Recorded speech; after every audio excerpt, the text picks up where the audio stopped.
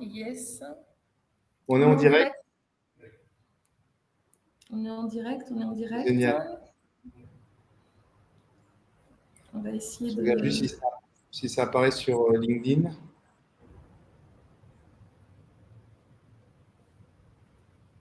Top, on a une vidéo en direct. Yes. On est en direct.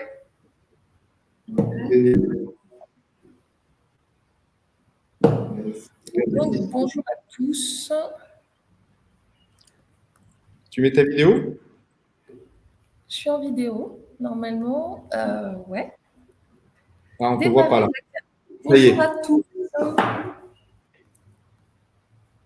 Cool, on est parti. Oui. C'est notre grande première. On est très heureux d'être sur LinkedIn en live. D'ailleurs, on a eu un petit accro au départ. On va pas se le cacher. Donc, on a 5-6 minutes de retard. Mais voilà, c'est en faisant que l'on découvre les potentiels extraordinaires de ces outils de prod et de diffusion en live et en streaming. Donc, on est super content d'être là. Swazik, bienvenue. Est-ce que tu m'entends correctement? Je t'entends très bien. Ok, donc sans plus attendre, on démarre. On est là pour vivre une masterclass de dingue avec la Boost Academy de Perf & Go. Et aujourd'hui, c'est la technique implacable pour construire ton école de vente. Salut à tous, bienvenue. Je suis Emmanuel Henao, je suis le directeur commercial de Perf & Go. Et Swazik qui nous accompagne est la coach, the coach, voilà, fondatrice de Sparkmetrics et de Perf & Go. Et donc, elle m'a donné un petit bout de son agenda pour vivre ce masterclass ensemble.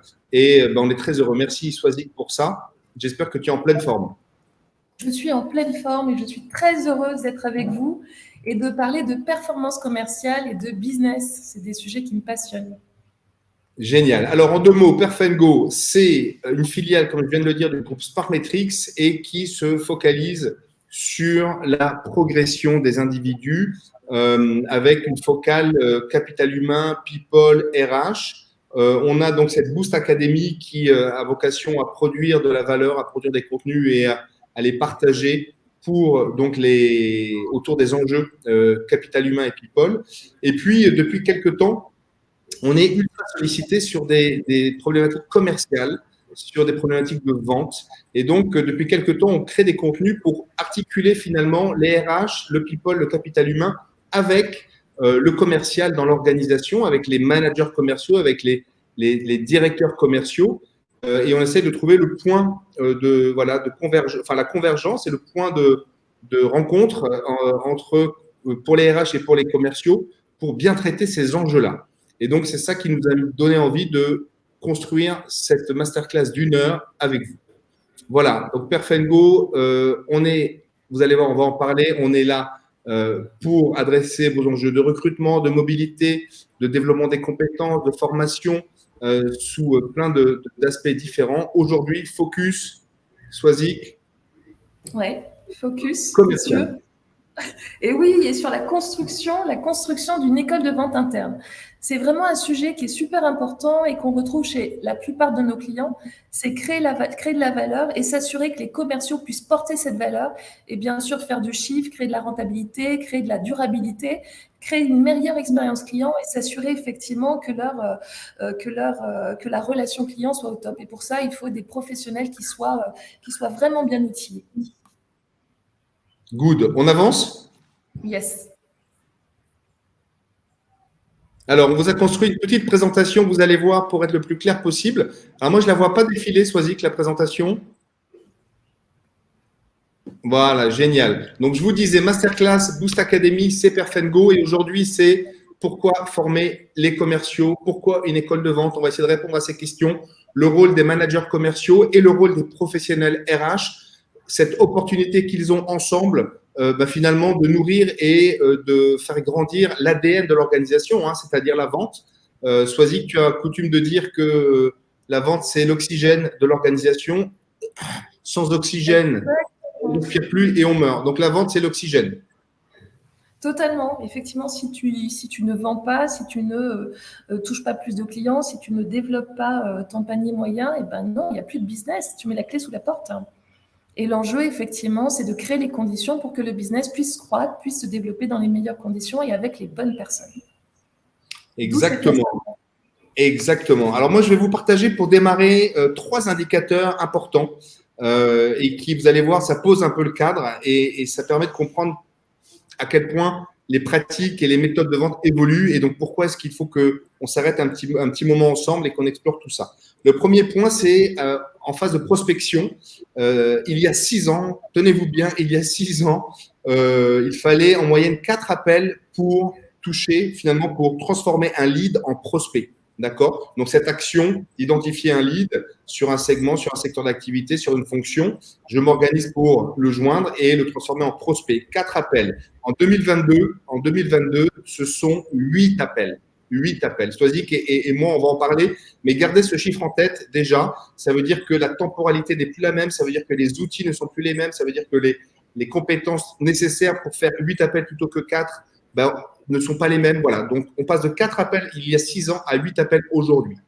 Deuxième indicateur que je trouve super intéressant à partager, c'est que 44% des vendeurs abandonnent après avoir justement touché le prospect une fois. D'accord? Donc, je travaille intensément pour transformer un lead en prospect. J'ai mon prospect, ça y est, je vais pouvoir lui faire mon offre. En tout cas, je vais l'amener tranquillement pour qu'il entende mon offre et que je matche son besoin. Eh bien, au lieu de ça, 44% des vendeurs, finalement, abandonnent. D'accord? C'est un chiffre énorme, il me semble. On reviendra dessus. Et le troisième indicateur que je veux vous partager à ce stade, Soisic, que je veux te partager, c'est dans la continuité de ce processus-là, c'est que 79%, écoute-moi bien, Soisic, 79% des prospects ne sont jamais convertis en clients. OK? Donc, un travail de dingue en amont et à la fin, 79% des prospects ne sont pas convertis. Donc, alerte et en même temps, énorme potentiel. Exactement, c'est une super opportunité. Ça veut dire qu'on peut vraiment faire mieux en créant de nouvelles conditions, en créant les conditions de la performance. Et ça, c'est génial parce que le sujet de l'école de vente, il devient tellement essentiel et tellement en même temps clé pour passer des steps et pour faire mentir les stats, en tout cas pour nous assurer de ne pas faire partie de ces statistiques qui sont quand même un peu flippantes. Yes, exactement. Alors, ça, c'était 3 indicateurs clés pour justement qu'on comprenne cette évolution et ce besoin tout simplement de comprendre que les pratiques, les compétences, que finalement tout le bagage du commercial doit évoluer. Et Soisic, toi, tu voudrais rajouter justement des points à ce cadre-là. Exactement, et qui vont montrer à quel point en fait la formation et le développement des commerciaux, c'est essentiel de systématiser et de créer justement ces bonnes conditions. On a fait une petite étude et on a croisé la data avec nos différents fournisseurs, des fournisseurs comme Salesforce ou comme Gong. Et en fait, ce qui est ressorti, donc nous sur notre marché africain, c'est que 30%, il n'y a que 30% des commerciaux qui se sentent suffisamment formés pour performer et pour créer de la valeur et surtout pour faire face aux évolutions du métier, notamment à la digitalisation, notamment aux nouveaux comportements de leurs clients. On a posé une autre question en fait à notre clientèle, à notre communauté de commerciaux. On leur a demandé quels étaient les leviers. Pendant très longtemps, en fait, on a cru que seule la commission ou cet aspect en fait financier allait les fidéliser, les amener à créer plus de valeur et à travailler plus. Et ben non, en fait, les choses ont évolué. Ils ont besoin de formation, ils ont besoin justement de monter en compétences, ils ont besoin de progresser. Et ça fait que les commerciaux vont rester parce que quand on investit dans un commercial, on n'investit pas pour qu'il parte demain. Et c'est ce qu'on appelle un recrutement raté. Et le recrutement raté, on sait que ça coûte cher, ça peut monter jusqu'à 50 millions de francs CFA, c'est pas une petite somme. Dernier chiffre que je veux partager dans cette optique, en fait, c'est que 2 commerciaux sur 3 sont considérés comme non performants par leur manager. C'est incroyable, ça veut dire qu'on a plus de 60% des commerciaux qui sont considérés comme pas adaptés, en fait, qui ne fitent pas à l'organisation, aux objectifs de l'organisation. Et ça, c'est quand même une data dont on doit s'imprégner et qui doit nous permettre de prendre des décisions. Et à côté de ça, quand on analyse cette population aussi de commerciaux, on se rend compte qu'il y en a 50% qui n'ont pas été formés. qui n'ont pas été accompagnés pour devenir meilleurs. Donc, d'un côté, on a les managers qui se plaignent et qui disent, bah oui, les gars sont pas bons, donc 66% sont pas bons, mais d'un autre côté, on ne crée pas les conditions. Et c'est pour ça que construire une école de vente interne devient tellement, en fait, une évidence, et ça permet, tu vas nous le dire, mais ça permet effectivement de booster les performances commerciales.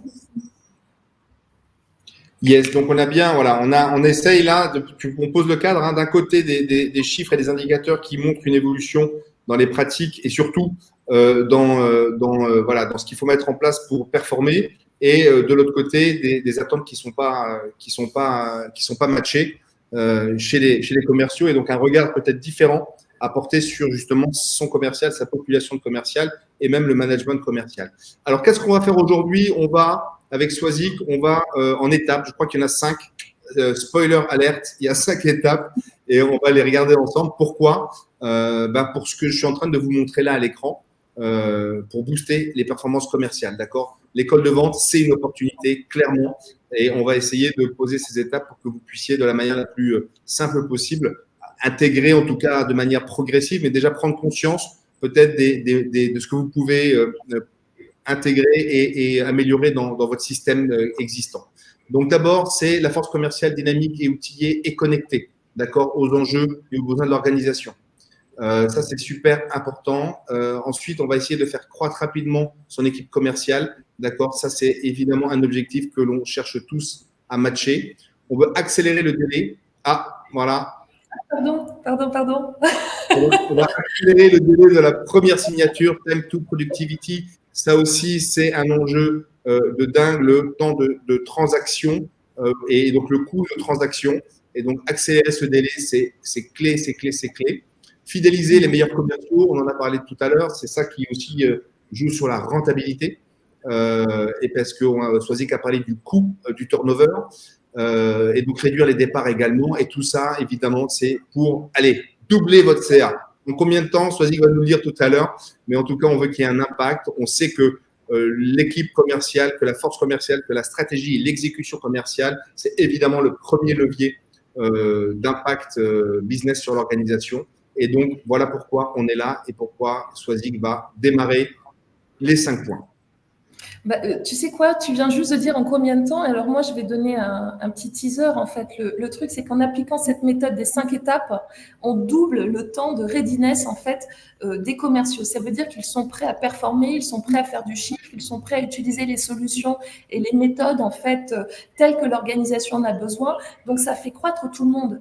Et il n'y a pas de surprise en fait. Il n'y a pas de surprise. On doit structurer. Et c'est ce qu'on partage aujourd'hui avec cette masterclass, c'est qu'on vous partage 5 étapes qui vont vous permettre de grandir. La première question à se poser, en fait, et c'est l'étape au final numéro 1, c'est quelles sont les compétences nécessaires pour être un bon commercial dans notre entreprise, dans mon entreprise? Eh bien, cette question, je peux vous assurer que très peu de commerciaux et très peu de professionnels RH se la posent. Et ça, c'est problématique parce que très souvent, ils recrutent un commercial sur le CV, ils recrutent un commercial sur les expériences passées en se disant « Ok, ça va être bon, il a déjà fait telle chose et telle chose. » Et après, tout le monde est surpris parce qu'en fait, il ne performe pas. J'entends beaucoup de managers, et vous l'avez vu, beaucoup de managers se plaindre en disant « Je ne comprends pas, il avait l'air très bien pendant la phase de recrutement, mais là il n'est pas bon et on ne comprend pas ce qui se passe. » Oui, parce qu'en fait, effectivement, ça manque de structure et ça manque de définition de ses compétences. Et là, il y a cette première étape, donc, de clarifier sa pensée. Elle demande en fait entre RH, professionnels RH et commerciaux, de s'asseoir à la même table et de définir en fait ce qui compte et ce qui va nous permettre de créer de la valeur pour l'organisation. Chaque organisation a des réalités différentes, a des types de clients différents, a des produits différents et ça va demander donc de trouver ce qui fit le plus. Et donc, il y a 2 points clés sur lesquels on doit être extrêmement clair. La grille de compétences, et cette grille de compétences, elle intègre aussi bien la partie hard skills, donc les compétences liées au métier de commercial, donc liées à la négociation, liées à la prospection, liées à l'utilisation de solutions techno, que les conditions, que les comportements, que les soft skills, en fait, les compétences comportementales, parce qu'au final, on sait très bien que la performance, à 80% du temps, elle dépend de sa capacité à adopter les bons comportements, adopter les bons mindsets. Une fois qu'on est clair sur cette grille, ça nous permet de construire ce qu'on appelle une grille de niveau. Moi, j'ai trop de commerciaux, de directeurs commerciaux et de DRH qui me disent « Oui, alors, ça y est, j'ai telle compétence et c'est bon, et la personne, elle doit matcher. » On ne devient pas un excellent commercial du jour au lendemain. Donc, on a besoin en fait d'identifier des étapes qui vont permettre au commercial de progresser. Un commercial, c'est comme un sportif de haut niveau. Il ne devient pas champion comme ça en claquant des doigts. Il y a un niveau 1, un palier 1, un niveau 2, une étape 2, un niveau 3, un palier 3, qui vont petit à petit l'amener à intégrer de façon très solide les compétences nécessaires pour mieux vendre, pour mieux toucher les clients et bien sûr pour bien positionner l'entreprise sur le marché et la différencier. Et ça, une fois qu'on est clair sur les compétences et les niveaux requis, eh bien, ça nous permet de passer à une autre étape. Et ça commence, ce que j'ai envie de vous dire, c'est que ça commence dès le recrutement. Dès le recrutement, vous devez être très clair, c'est-à-dire qu'en amont, vous avez préparé votre grille de compétences, votre grille de niveau, et là, vous évaluez en fonction. Vous commencez le processus.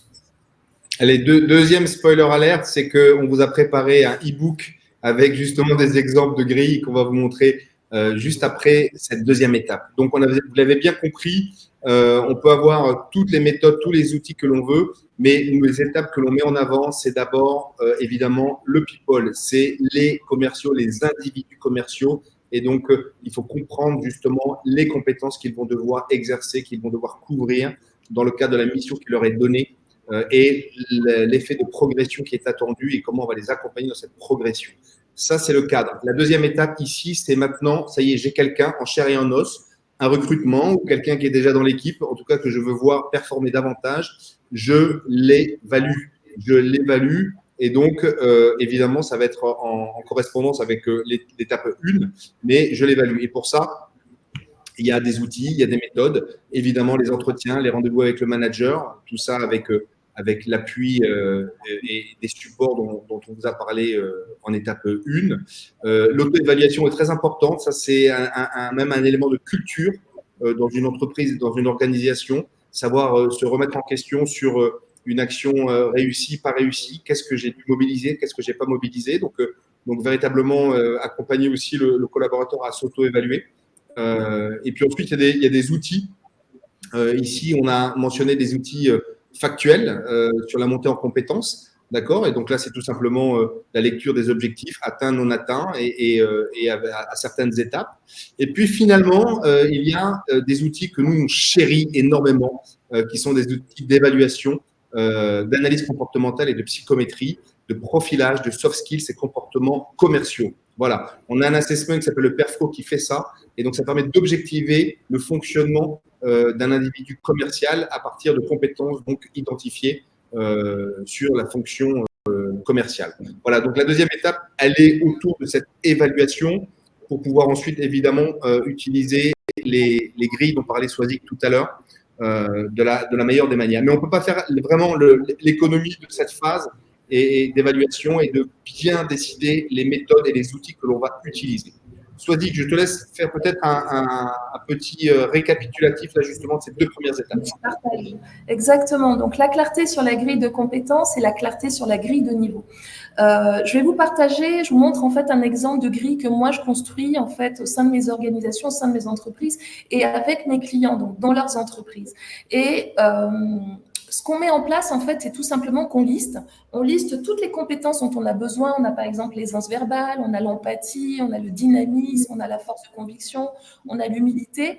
Et à partir de là, en fait, tout ce listing nous permet d'identifier un niveau de couverture. Donc, est-ce que le niveau de couverture est excellent? Est-ce qu'il est bon? Est-ce qu'il est assez bien? Ou est-ce qu'au contraire, il y a de la progression à mettre en place? Et cet outil, moi, je le trouve génial parce qu'il est aussi complètement adapté en hard. Et trop de commerciaux et trop de RH oublient justement de lister très clairement. C'est pas juste la job description, donc la fiche métier qui compte, c'est les compétences clés que la personne doit couvrir et ce que l'on attend en fonction de son expérience, de sa maturité. Au niveau des hard skills, moi, ce que je fais, c'est que je découpe tout simplement, je décompose mon cycle commercial et donc je commence par la préparation et j'identifie des items, par exemple, comme est-ce qu'il est capable de qualifier ses contacts, est-ce qu'il est capable de qualifier l'organisation qu'il cible grâce justement au mapping des comptes, est-ce qu'il est capable d'utiliser en prospection justement d'argumenter, de traiter des demandes courantes ou des objections courantes, en rendez-vous, comment est-ce qu'il s'organise, en phase de prospection, qu'est-ce qui se passe justement, en phase de closing, donc de signature, est-ce qu'il sait envoyer la proposition commerciale claire et exhaustive en tenant compte en fait des allers-retours avec le client? Est-ce qu'il sait en rendez-vous justement séquencer son action et suivre dans la durée? Parce qu'on se rend compte que beaucoup de commerciaux au final sur cette partie d'organisation et de programmation, ils sont un peu fragiles. Et enfin, au niveau du hard, j'évalue la capacité à utiliser les outils, donc à utiliser un CRM ou à utiliser des fiches, des templates. Et donc, tout ça est identifié et ça me permet donc de voir c'est couvert, pas couvert, etc., etc. Au niveau du niveau, ce que je fais, c'est que c'est super, j'ai la compétence, mais comme on le sait et comme vous le savez, en fait, tout le monde ne sait pas, on n'est pas commercial comme ça. Et ça s'apprend et tout s'apprend. Et donc, j'identifie des niveaux qui me permettent de construire des plans de progression. Et donc, j'ai des grilles de niveau. Là, je vous ai mis, par exemple, un exemple de grille de niveau générique. Donc, j'ai un niveau 1, niveau 2, niveau 3, niveau 4 qui correspondent à certains paliers. Je me donne, par exemple, des objectifs de chiffre d'affaires à atteindre. Je me donne des objectifs en termes de capacité à prendre des rendez-vous, à utiliser des outils, nos outils internes, etc., etc. Et bien sûr, je rajoute moi une colonne, c'est la partie rémunération associée, parce que je considère que quand la personne a un step, quand la personne a atteint un niveau, eh bien, elle gagne plus d'argent, tout simplement, et hors commission. Donc, mes grilles de niveau, elles sont très claires. Ensuite, les grilles de niveau, elles vont évoluer en fonction du profil. Si vous avez un profil sédentaire, donc qui est plutôt un account manager, si vous avez un profil chasseur, qui est plutôt constamment sur le terrain, il est évident que les niveaux et les objectifs ne seront pas les mêmes, et donc vous allez en tenir compte. Par exemple, là, j'ai mis des chiffres un peu au hasard, mais au niveau 1, pour un profil chasseur, ce que j'attends, c'est qu'il soit capable, par exemple, de m'ouvrir un compte par mois, qu'il soit capable d'avoir 3 rendez-vous par semaine, qu'il soit capable de faire une démo en toute autonomie. Et pour ça, je vais le payer X. Et une fois que c'est clair, c'est tellement plus facile, en fait, de manager, d'accompagner, de former, d'identifier ce que la personne a comme force, comme point fort, comme point faible, et bien sûr comme axe d'amélioration. Pareil, pour un account manager, j'identifie au niveau 1, par exemple, j'ai échangé avec tous mes clients depuis 2 mois. Je ne vous dis pas la perte. Moi, il y a un truc qui me fait très mal et sur lequel je suis toujours en combat, c'est les clients dormants. Les clients dormants, il y a plein d'opportunités business qui sont perdues parce qu'on n'appelle pas nos clients, ceux qui sont dans notre pipe et qui ont déjà consommé. Tous les jours, choisis qu'elle me dit les clients dormants, les clients dormants. Qu'est-ce qu'on en fait? Et associé à ça, donc ça, c'est de l'observation, c'est de l'expérience sur le terrain, c'est des mises en situation. Associé à ça, moi, je fais passer, et on le fait avec tous nos clients, on forme nos clients à cet outil.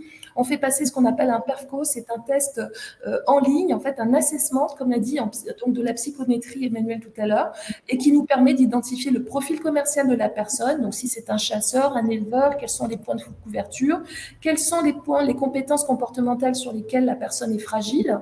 Ça me permet de voir si la personne couvre, en fait, le scope, en fait, est en maîtrise de la relation commerciale et du cycle commercial. Donc, comment est-ce qu'elle investigue, elle prospecte, comment est-ce qu'elle démontre, elle argumente, comment est-ce qu'elle close, comment elle s'assure que la personne signe. Et je peux vous assurer que c'est magique parce qu'en 10 minutes, je sais si la personne est à l'aise ou pas. Je sais si je vais investir beaucoup sur ce plan de formation, sur cette étape de formation, ou au contraire, si je vais pouvoir passer à autre chose parce que la personne est prête. Et donc, c'est des outils en fait qu'il est essentiel d'intégrer en 2022. On a trop de pertes, on a trop de gâchis commercial parce qu'on n'a pas assez profilé, parce qu'on n'a pas utilisé les bons outils. Et c'est des outils qui ne coûtent pas cher. Voilà, il faut arrêter de penser que c'est très onéreux. Non, c'est des outils qui sont objectivants, qui facilitent la prise de décision et qui vous permettent de vraiment booster les performances commerciales. Et c'est des outils qu'on intègre en école de vente. Donc, étape 1, la clarté sur les compétences et les niveaux que vous voulez atteindre. Étape 2, c'est vraiment vous assurer d'évaluer de façon objective en utilisant un assessment comme le PERFCO, en utilisant vos grilles et en vous assurant que ce soit couvert et que vous avez mis en place effectivement la suite. Et là, c'est Emmanuel qui va vous en parler. Qu'est-ce que tu en penses? Non, je vois le rapport. Alors, la première chose, c'est que je dis démo ouverte. Si vous le souhaitez, vous m'écrivez. Vous allez voir mon email circuler en bas, là, en bandeau défilant. Et donc, je vous consacre 20 minutes si vous voulez mieux comprendre cet assessment PERFCO. C'est extraordinaire, cette industrie de l'analyse comportementale. Hein, c'est la rencontre de l'algorithmie et de l'accès à la donnée. Et donc, on est à des modèles de prédiction extraordinaires avec des niveaux de matching très forts. Et donc, à chaque fois que je fais passer un PERFCO, on a d'autres assessments dans notre assessment center, mais celui-là, le PERFCO, à chaque fois, la personne m'écoute, me regarde et me dit « Non, c'est pas possible. Mais oui, c'est ça, c'est moi, c'est comme ça. » Et donc, en fait, très souvent, on fait émerger quelque chose qui a du mal à être dit, qui a du mal à être partagé avec son manager ou avec même son collègue. Et donc, on libère finalement une possibilité de dire, bah oui, effectivement, sur certaines situations, on me demande d'être chasseur, on me demande d'être plutôt agressif, d'être plutôt de driver, de prendre l'ascendant, de convaincre, de négocier. En fait, j'ai un petit peu du mal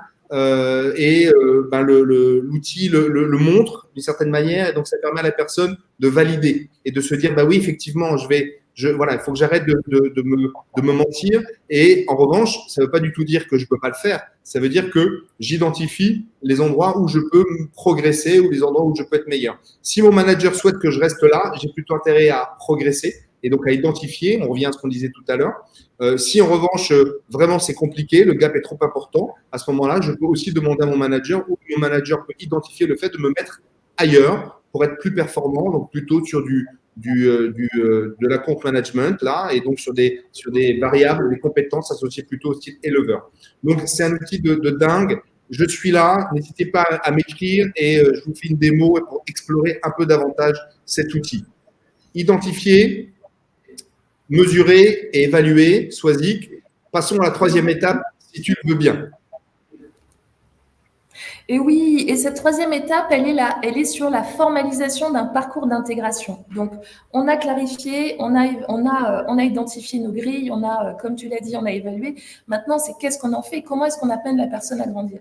Et ça, c'est essentiel parce que c'est une étape, en fait, sur laquelle on ne doit pas transiger, on doit être très clair sur comment on le fait. Là, je vous donne un exemple. Par exemple, j'ai identifié une étape de pré-intégration avec la préparation en amont, en fait, des ressources pour que le commercial que j'intègre puisse performer. Donc, en termes de package, de voitures de fonction, de smartphones, de tablettes, d'ordinateurs, de dotation, je peux vous assurer que beaucoup d'organisations capotent, et je dis bien capotent, parce qu'il n'y a pas de clarté sur les ressources à fournir aux commerciaux.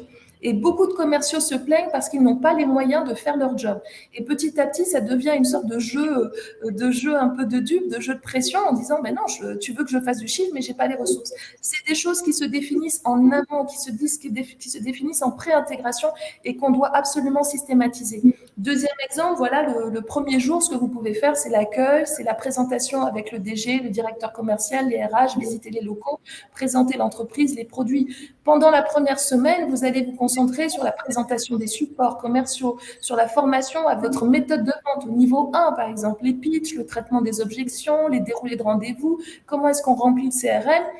Pendant le premier mois, vous allez vous assurer de faire un suivi, un reporting régulier et de former quand vous sentez que la personne est prête à la méthode, en tout cas au niveau 2 de la méthode de vente. Donc, par exemple, les règles de négociation dans votre organisation. Comment est-ce que vous suivez le client après signature, comment se passe l'administration de la vente pour que le commercial puisse avoir justement cette connaissance de votre système et puisse rapidement passer à l'action.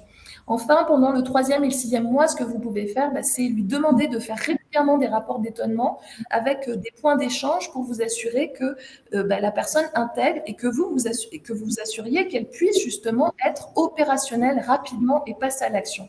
Et effectivement, c'est là où quand c'est formalisé, quand c'est clair, avec les RH, avec les commerciaux, mais on gagne tellement de valeur et ça nous fait gagner énormément de temps, énormément d'argent, parce qu'on fait des économies de dingue, donc plus de rentabilité.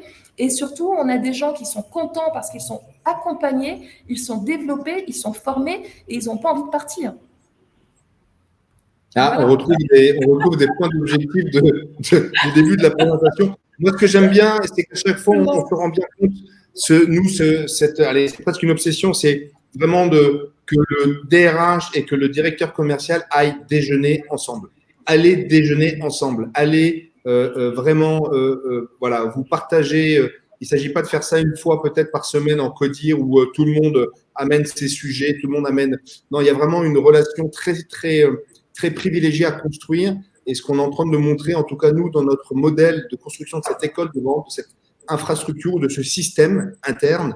On se rend bien compte que là, il y a du HRBP à fond et qu'il y a du direction retail, direction B2B, corpo, etc., commercial à fond.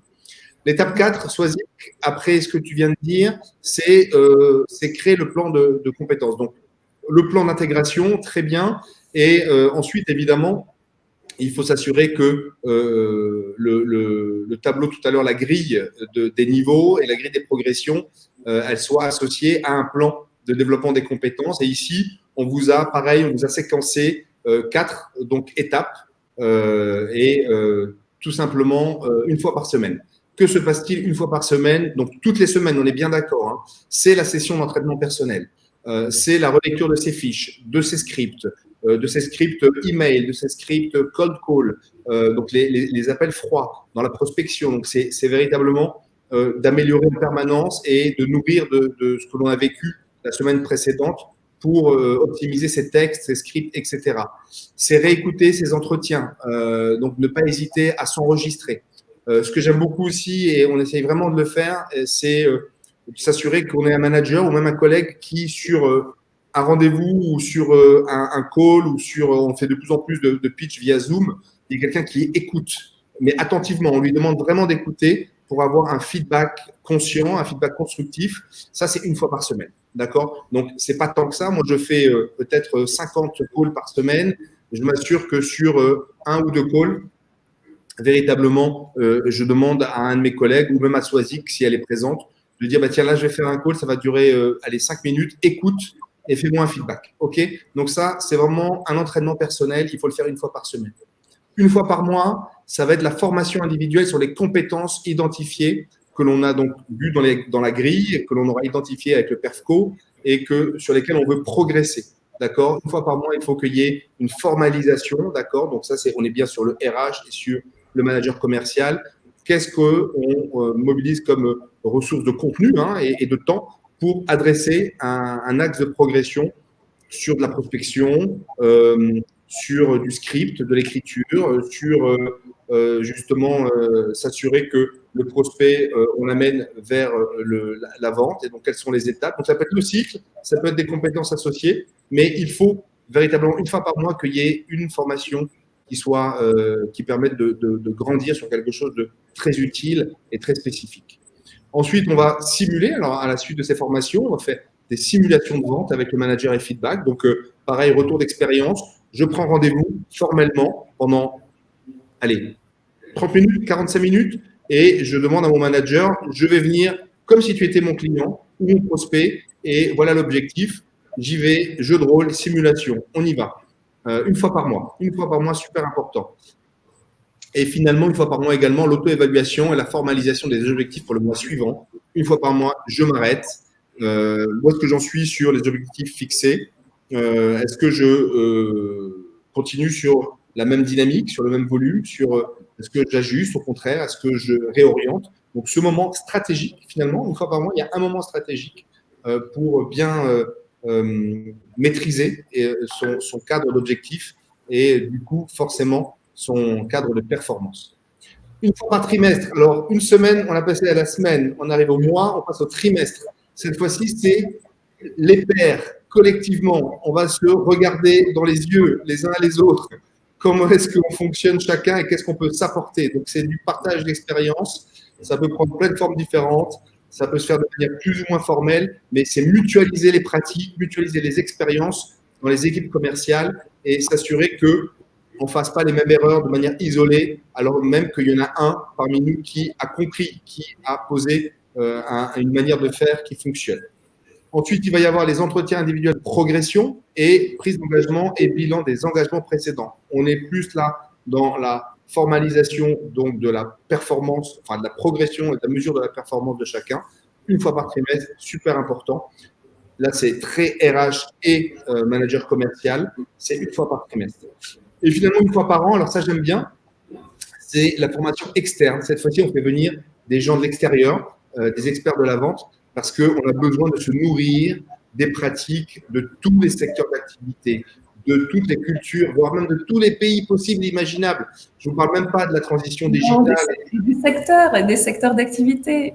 La transformation digitale, le social selling, il y a des gens qui vont nous amener des choses qu'on n'a pas le temps d'intégrer et pourtant, il y a des processus qui s'automatisent, il y a des outils qui sont extrêmement faciles d'accès et donc il y a des gens qui vont venir comme ça nourrir et enrichir notre culture commerciale, notre culture de la vente. Et donc, tu as raison, Sophie, que c'est sur l'activité, mais j'aime bien le dire. Tu vois, moi, j'adorerais qu'il y ait un super salesperson du Japon qui vienne, tu vois, me former et comprendre comment il fonctionne. Ça serait absolument génial. Et puis, évidemment, une fois par an, il y a le bilan annuel dont on pourra reparler un peu plus tard. Mais voilà, 4 séquences, une fois par semaine, une fois par mois, une fois par trimestre, une fois par an. Et on se rend bien compte que la progression, oui, c'est ça, le monter en niveau se fait de manière à la fois progressive, mais répétitive. Et ça, je crois que c'est un mot important, Sophie, que tu aimes bien. La vente est une affaire de répétition. Exactement. Mais vendre, c'est comme une habitude, en fait. Une habitude, c'est comme un muscle. Et donc, plus le muscle est entraîné, plus on a de chance, effectivement, que le muscle se développe dans les bonnes conditions et donc performer. C'est devenir un champion. Et c'est vrai que trouver, en fait, identifier ce que vous voulez faire comme action voilà, une fois par semaine, une fois par mois, une fois par trimestre, une fois par an, ça dépend de votre réalité, ça dépend du rythme de votre organisation, ça dépend de votre maturité, des ressources humaines que vous avez. Pour autant, il faut quand même le définir, le prédéfinir et surtout l'implémenter, le faire, parce que le garder dans un book en fait de vente, sur un process ou une procédure, ça ne sert à rien. Il faut l'appliquer. Et c'est pour ça que ce travail en équipe RH commerciale est très important, parce que ça demande de la discipline, ça demande de l'organisation, de la programmation.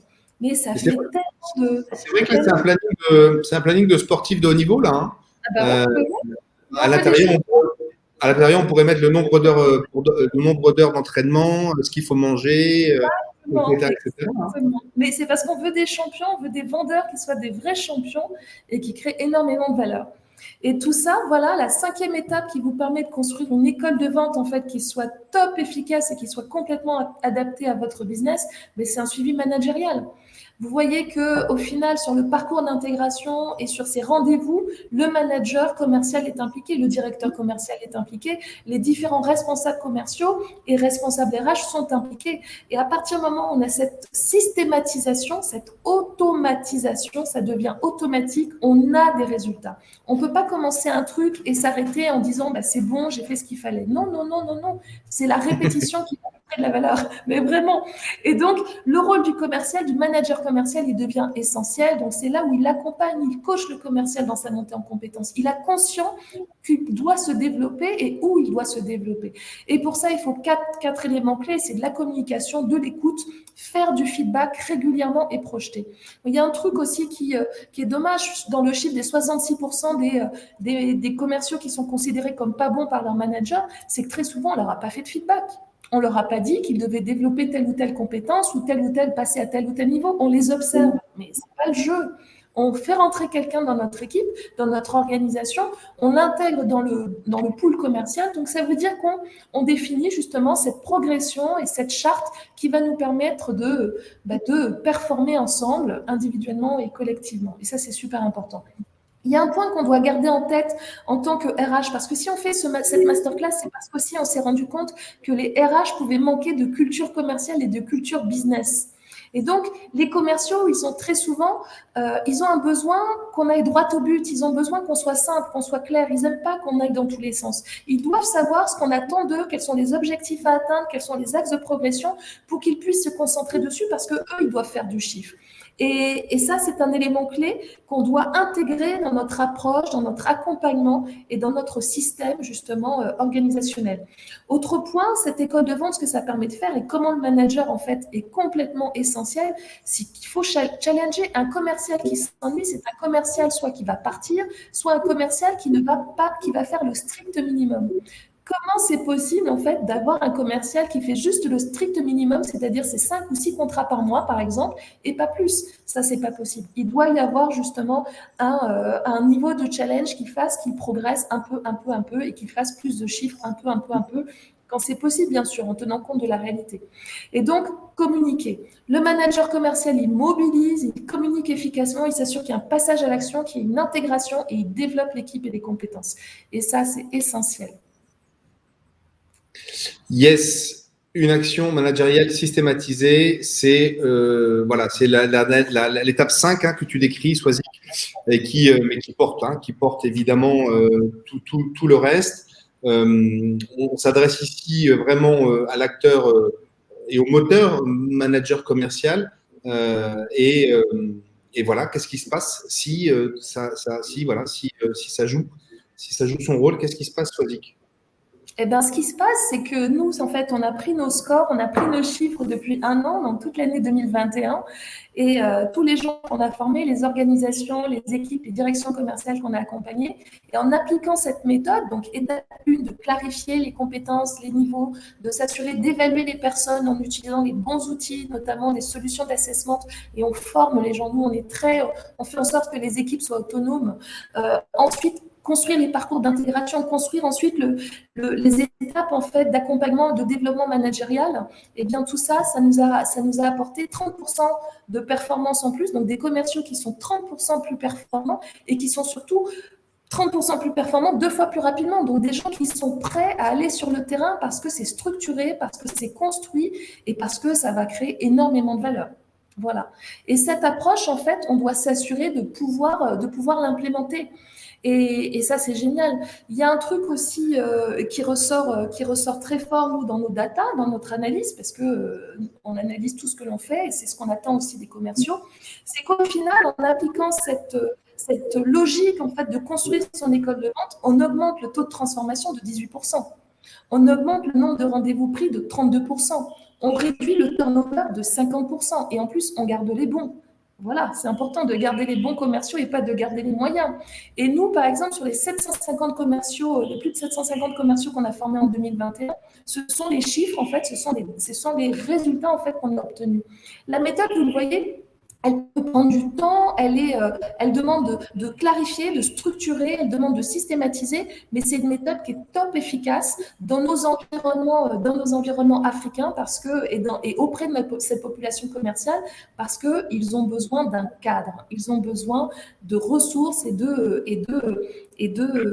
d'ancrage en fait pour exprimer tout leur talent, tout leur potentiel. Et ça, c'est essentiel. Et donc, étape 1, vous clarifiez. Étape 2, vous évaluez les grilles en fonction des grilles de compétences, des grilles de niveau et en assessant, donc en profilant les gens.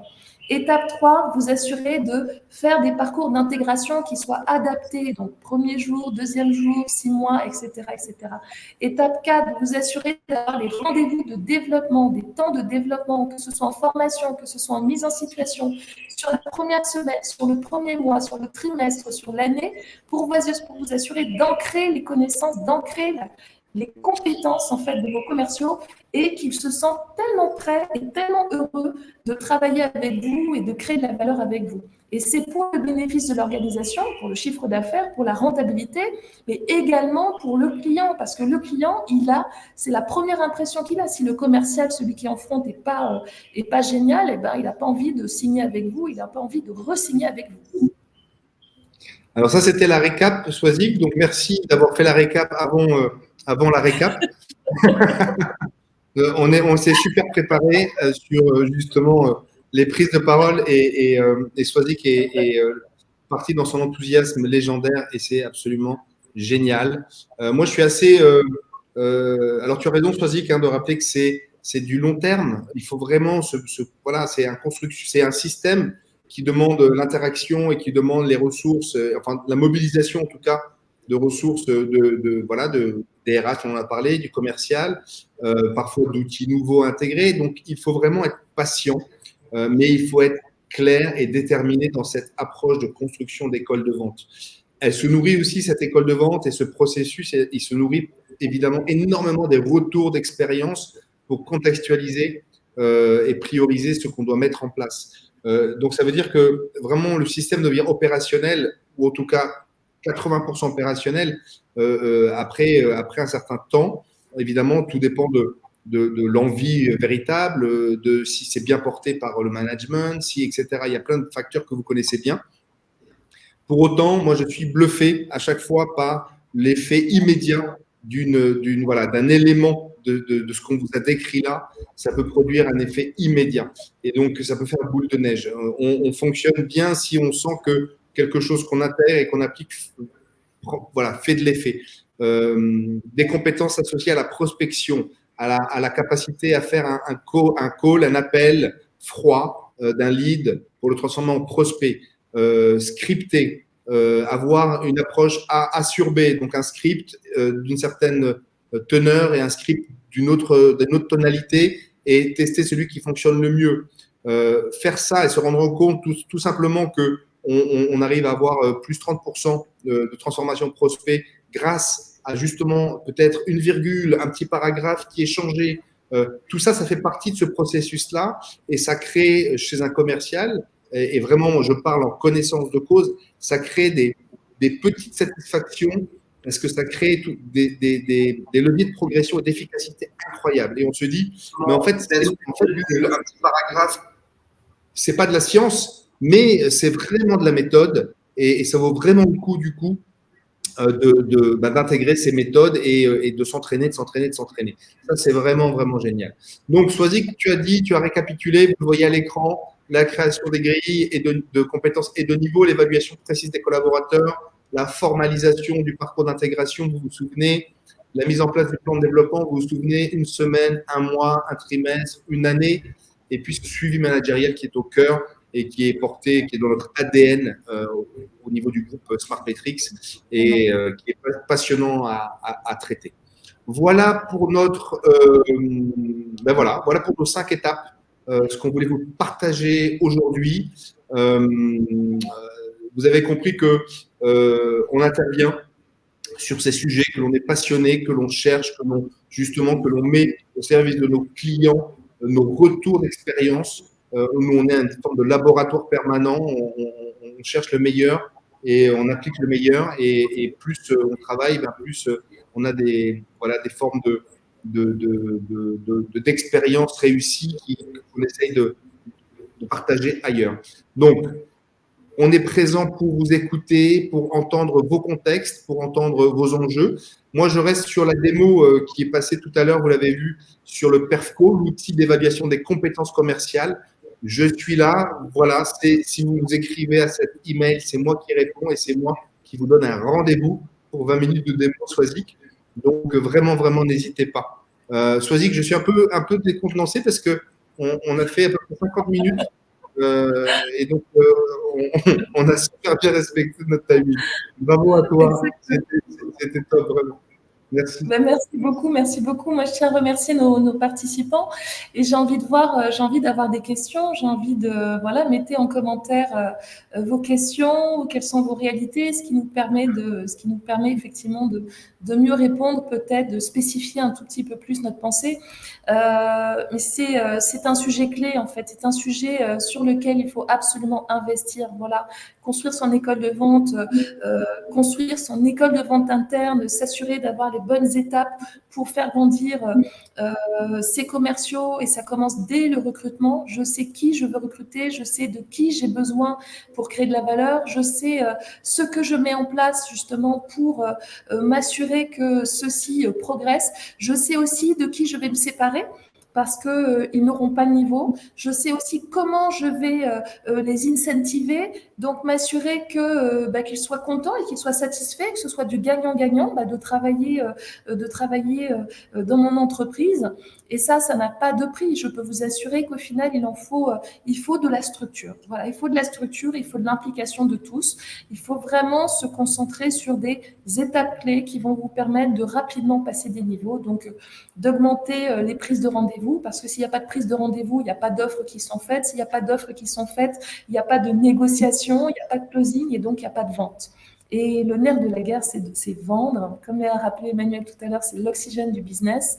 Et nous, on est là. Donc, Perfango et Smart Metrics, que je représente, on accompagne des directions commerciales, on accompagne des directions des ressources humaines sur des thématiques, en fait, et des sujets extrêmement business, parce que nous, ce qu'on veut, c'est faire en sorte qu'il y ait un impact très, très, très concret, en fait, sur le business. Et c'est ça le coaching, et c'est top. C'est exactement ça.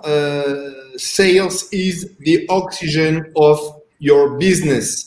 On adore cette expression, on vous la redit. Merci beaucoup, on a été très heureux. C'était une première pour nous, ce live LinkedIn. On va évidemment le faire et le refaire et en abuser parce que j'ai trouvé ça génial.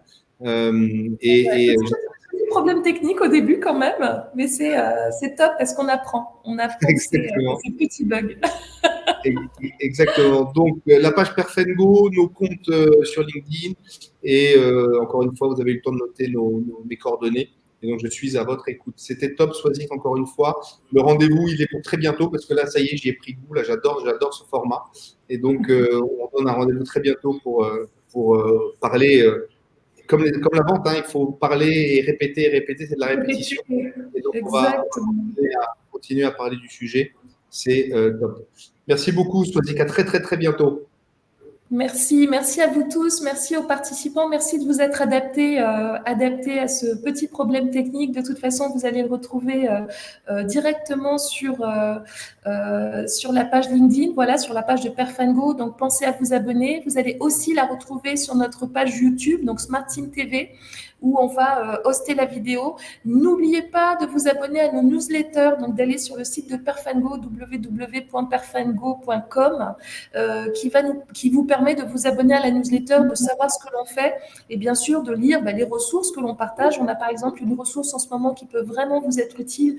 C'est une grille de compétences comportementales pour évaluer vos commerciaux. On offre beaucoup de ressources, donc n'hésitez pas. Toute la team est à votre écoute. Laissez des commentaires, posez-nous des questions sur sur les canaux, nos canaux privilégiés, donc sur LinkedIn, sur notre page Facebook, sur notre compte Twitter et bien sûr sur notre site web. Voilà, on est vraiment à votre écoute. Je pensais que tu étais en Côte d'Ivoire, mais il fait nuit chez toi alors qu'il fait jour chez moi. Je suis à Abidjan. Non, je suis à Abidjan, il y a beaucoup de bruit, donc j'ai tout fermé pour avoir le moins de... Tu as mis les volets, d'accord. Exactement. Okay. Donc moi, c'est un petit coucou d'Abidjan, il fait encore jour, je vous rassure. Ok, bye bye, salut, à très bientôt. Salut, merci à tous, prenez soin de vous, et donc on se donne rendez-vous pour la prochaine masterclass. Salut!